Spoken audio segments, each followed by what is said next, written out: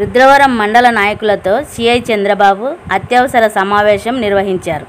రుద్రవరం మండల కేంద్రంలో police station ఆవరణంలో సోమవారం నాడు సిరివెల్ల సర్కిల్ ఇన్స్పెక్టర్ చంద్రబాబు రాజకీయ నాయకులతో సమావేశం నిర్వహించారు.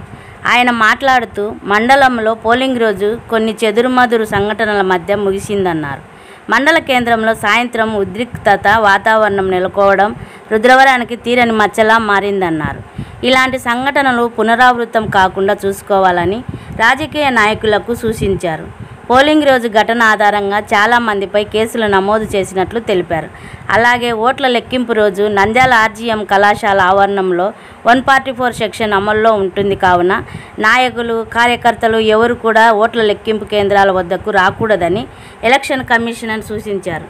గెలుపు ఓటమిలు సహజమే, పార్టీల పరంగా కించపరచకుండా అల్లర్లు చేయడం, బాణాసంచ పేల్చడం, డీజేలు లాంటివి లేకుండా చూసుకోవాలని సిఐ చంద్రబాబు హెచ్చరించారు.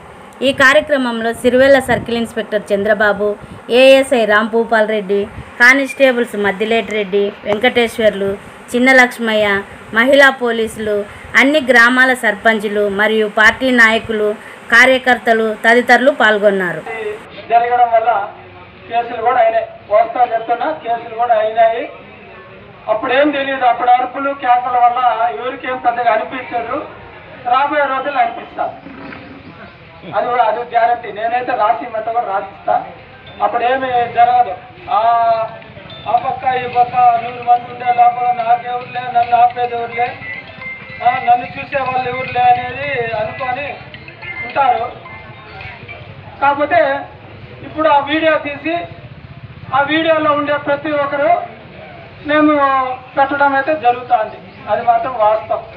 వీడియోలో ఎవరైతే ఎంతమంది అయితే ఉన్నారో వీడియోలో అంతమంది ఉంటారు. రేపు తిరగడానికి సరిపోతారు. ఆ పక్క ఒక 100 మంది, ఈ పక్క ఒక 100 మందిని పెట్టి కౌంటింగ్ ఉంటుంది. కౌంటింగ్ ఉన్న రోజు మన ఊరు దగ్గర నుంచి, అంటే ఇది మన మండలమేనే కాదు, ప్రతి ఒక్క మండలానికి, ప్రతి ఒక్క ఆఫీసరు ప్రతి ఒక్కరికి ఈ విషయాన్ని చెప్తున్నాడు. పై నుంచి వచ్చిన ఆదేశాలు, ఈసీ నుంచి వచ్చిన ఆదేశాలు ఏమంటే, ఎవరు కానీ మన మండలంలో నుంచి నాయకులు కానీ ఎవరు కానీ కౌంటింగ్ ప్రదేశానికి వెళ్ళకూడదు. ఎలాంటి బాణాసంచాలు కానీ, టపాసులు, ఇంకోటి కాల్చకూడదు, సంబరాలు ఏమి చేసుకోకూడదు, డీజే లాంటివి పెట్టకూడదు. ఇది నేను చెప్పేది కాదు, ఈసీ చెప్పేది. మనకు ఇది కాకుండా మన ఆళ్ళగడ్డ కాన్స్టిట్యుయెన్సీ చాలా క్రిటికల్గా పెట్టినారు, నమోదు చేసినారు. తెలుసో తెలియదు. మనం చేసే పనులకే మన కిరీటం పెట్టినారు, పెద్ద కిరీటం. ఏమి అన్ని కాన్స్టిట్యుయెన్సీలో ఒక కానిస్టేబుల్ అయితే మనకు 4 ఇస్తా అన్నారు. ఎందుకు ఆ యొక్క జరగకుండా ఉండేదానికి ఆ 4 పోయి మా కానిస్టేబుల్ పోయి ఇడదీయాలి. అందుకు మా కానిస్టేబుల్ ఉండేది. కాబట్టి అది కూడా మనం చేసిన పనే. ఇలాంటి చిన్న చిన్న కొట్లాట్లు గలాట్లు జరుగుతాయని ఒక చోట ఇచ్చేది 4 పెట్టుకున్నారు. మన ఆళ్ళగడ్డ నియోజకవర్గంలో నేను ఏడలేదు. కర్నూలు, నంద్యాల, కర్నూలు 2 ఉన్న జిల్లాల్లో కూడా ఎక్కడా లేదు. ఆళ్ళగడ్డ కాన్స్టిట్యుయెన్సీకే ఈ విధంగా ఇస్తున్నారు. ఎక్కడా లేదు. బిఎస్ఎఫ్ వాళ్ళు ఇక్కడే ఇస్తున్నారు. ఎందుకు? మనం చేసే ఘనకీర్తి ఆ విధంగా ఉంది. తెలుసుకోవాలి. రోజులు మారే గుండికి మనము మారాలి. ఇంకా మేము కొంచెం ఎగ్గట్టుకొని పరిగెత్తా పోతాము, కొట్లాడతాము. వాళ్ళే పిల్లలంటే ఇదంటే అట్లా కాదు.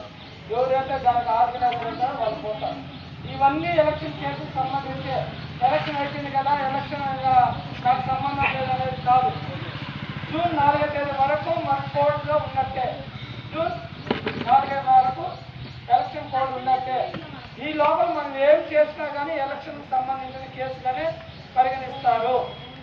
నేను పదే చెప్తున్నా.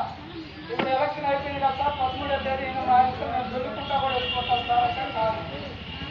కంపల్సరీగా జూన్ 4వ తేదీ వరకు ఎలక్షన్ కోడ్, ఏ కేసు వచ్చినా ఎలక్షన్ కోడ్గానే ఉంటుంది. అవన్నీ కూడా మన ఈసీ హ్యాండ్ ఓవర్లోనే ఉంటాయి. నిన్నది కూడా ఇప్పుడు మీ ఎస్ఐ ఎందుకు లేదు చెప్పండి. కేసు పెట్టుకొని డిఐజీ గారు పోయినారు. అర్థం చేసుకోవాలి. మీ ఎస్ఐ గారు ఎందుకు లేదు. ఎన్నో అర్థం చేసుకోవాలి. ఏదో సింపుల్గా అయిపోతుంది, ఏమో పెద్ద ఇదేం లేదని